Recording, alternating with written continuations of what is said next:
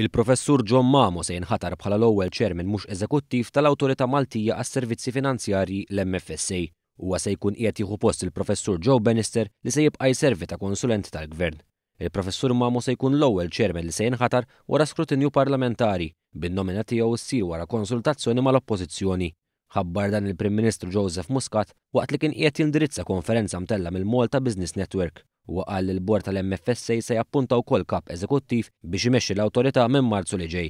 Fid-diskors tiegħu il-Prim Ministru qal li dawn il-bidliet għandhom lan li jkomplu jsaħħu l-awtorità. Il-Prim Ministru rrefera wkoll għal passi li saru sabiex tiġi emendata l-liġi dwar il-ħasil tal-flus biex tiżdied il-protezzjoni tal-konsumaturi. Dr. Muscat kellem ukoll dwar is-sena pożittiva li kellu pajjiżna. Semma tkabbir ekonomiku ta' 7.2% fit-tielet kwart ta' din is-sena.